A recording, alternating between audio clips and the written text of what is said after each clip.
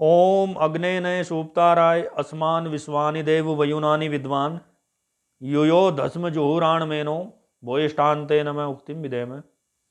आप सभी भद्र पुरुषों, मातृशक्ति एवं प्यारे बच्चों, आप सभी को सादर नमस्ते।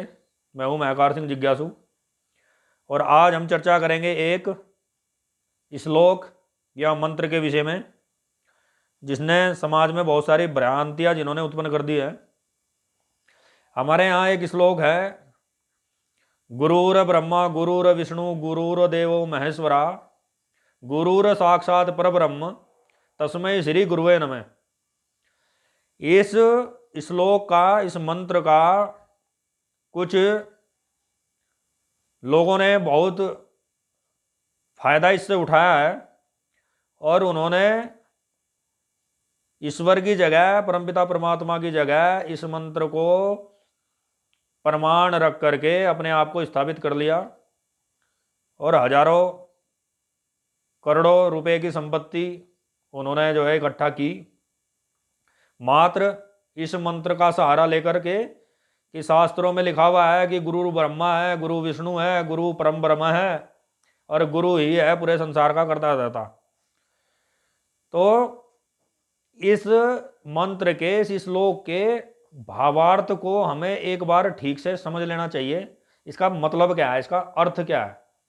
तो आज मैं आपको इस मंत्र का ठीक ठीक अर्थ बताऊंगा कि इस श्लोक का, इस मंत्र का भाव क्या है। श्लोक कहता है, गुरुर ब्रह्मा गुरुर विष्णु गुरुर देवो महेश्वरा। मतलब गुरु क्या है? गुरु ब्रह्मा है, गुरु विष्णु है, गुरु महेश्वर है अर्थात शिव है, गुरुर साक्षात परब्रह्म, और गुरु क्या है? साक्षात परब्रह्म है अर्थात ब्रह्मा विष्णु महेश को भी उत्पन्न करने वाला है, उनका भी पिता है। तस्मै श्री गुरु नमः। मैं ऐसे गुरु के चरणों में प्रणाम करता हूं। अब आइए इसके भाव को जान लेते हैं हम। इसका भाव क्या है? ब्रह्मा क्या है? परमपिता परमात्मा का एक नाम है ब्रह्मा, या आप पौराणिक भाषा में भी इसको समझ सकते हैं कि ब्रह्मा को संसार का रचयिता माना जाता है। तो गुरु क्या है? रचना करने वाला है। गुरुर विष्णु, गुरु क्या है? विष्णु को पुराणों के हिसाब से रक्षक माना जाता है पूरे संसार का। तो गुरु क्या है? गुरु रक्षक है। और गुरुर देवो महेश्वरा, गुरु क्या है? महेश्वर कहते हैं शिव जी को। शिव अर्थात कल्याण, गुरु क्या है? कल्याण करने वाला है। गुरुर साक्षात परब्रह्म, और गुरु साक्षात परब्रह्म है। इस विषय में बिल्कुल भी कोई भी शंका नहीं होनी चाहिए। वास्तव में गुरु ऐसा ही होता है, परंतु इस मंत्र का जो दुरुपयोग किया गया उसके विषय में आपको जानकारी दे देना चाहता हूं। इस मंत्र में गुरु के लक्षण बताए हैं कि गुरु कैसा होना चाहिए, क्योंकि गुरु को ब्रह्मा इसलिए कहा क्योंकि गुरु की शरण में जाने से व्यक्ति को, मनुष्य को वास्तविकता का बोध होता है, वास्तविकता का ज्ञान होता है। सत्य क्या है, परमपिता परमात्मा क्या है, ईश्वर क्या है, आत्मा क्या है, प्रकृति क्या है, अध्यात्म क्या है, संत क्या है, महात्मा क्या है, तीर्थ क्या है, माता पिता का क्या महत्व है, स्त्री का क्या महत्व है, संतान का क्या महत्व है, ये सब ज्ञान हमको गुरु के द्वारा प्रदत्त होता है, गुरु हमको बताता है। इसलिए गुरु को कहा है रचनाकार, गुरु रचयिता है, क्योंकि गुरु संसार के विषय में हमें जानकारी देता है, इसलिए उसको रचना कराया। वह हमारा नव जीवन हमको प्रदान करता है ज्ञान के माध्यम से। फिर रक्षक, गुरु हमको इस लायक बना देता है कि हम अपनी रक्षा करने में स्वयं सामर्थ हो जाते हैं। गुरु का कार्य मात्र शास्त्रों का ज्ञान देना नहीं होता है, गुरु का काम शस्त्रों का ज्ञान, जिसने हमको अस्त्र शस्त्र चलाने सिखाए हैं, वह भी हमारा गुरु है, जिसने हमें तलवार, भाला, चाकू, बंदूक, तोप, गोले चलाने सिखाए हैं, वो वह भी गुरु होता है।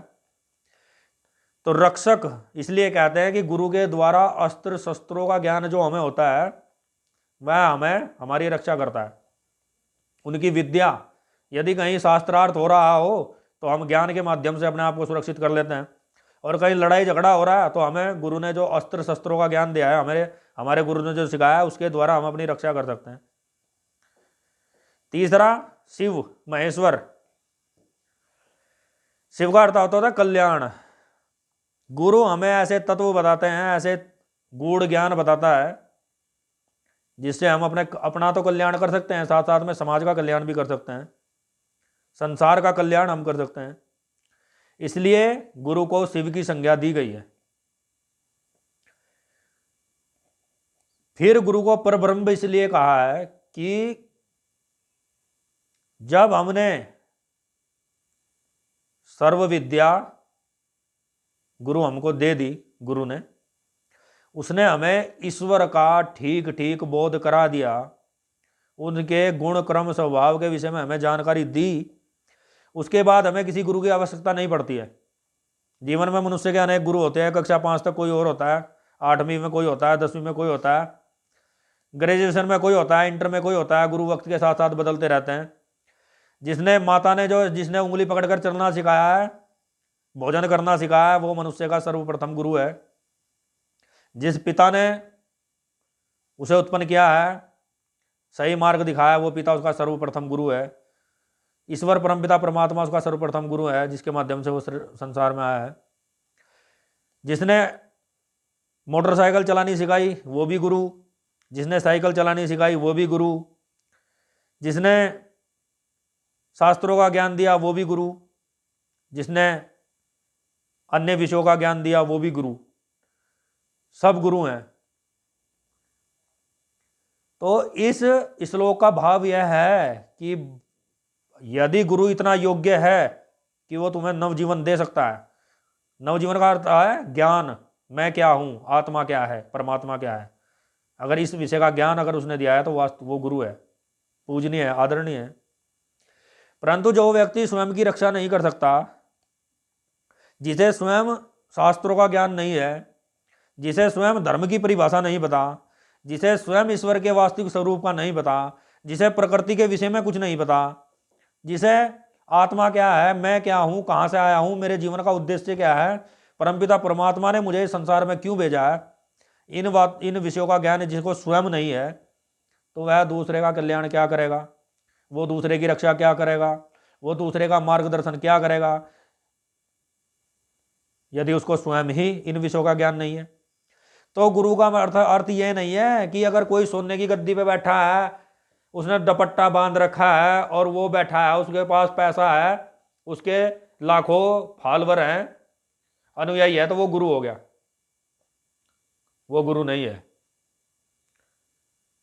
वह ब्रह्मा तभी बन सकता है यदि हमें नया जीवन दे, हमें सत्य का ज्ञान कराए, ईश्वर का ज्ञान कराए। वह विष्णु तब हो सकता है यदि उसने हमें अपनी रक्षा में समर्थ बनाया है।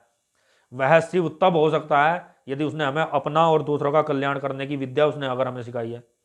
वह परब्रह्म तब हो सकता है यदि उसने वास्तविक परमपिता के स्वरूप को जान लिया है और उसने हमें बताया है कि बेटा इस प्रकार परमपिता परमात्मा की प्राप्ति हो सकती है, जिस प्रकार मैंने की है इसी प्रकार आप भी करो, तो आप परमात्मा को प्राप्त कर लोगे। यह है इसीलिए श्लोक का भाव। बाकी जो इसका दुरुपयोग या जो लोगों ने कहा कि गुरु ही ब्रह्मा, गुरु ही विष्णु, गुरु ही शिव, इसको भाव को समझने का फर्क है। ऐसे अनेक विषय हैं जिनके द्वारा लोगों को भ्रमित करके लोगों का आर्थिक शारीरिक शोषण दिन रात किया जा रहा है, क्योंकि उन लोगों को इस श्लोकों के मंत्रों के भाव का नहीं पता है, उनके अर्थ का वास्तविक नहीं पता है। तो मैंने आपको इस श्लोक के विषय में थोड़ी सी जानकारी दी जितनी मुझे थी। किसी भाई को, बंधु को, तात को, मित्र को कोई शंका हो तो मुझसे चर्चा करें। इसी के साथ मैं अपनी वाणी को विराम देता हूं। आप सभी को सादर नमस्ते जी।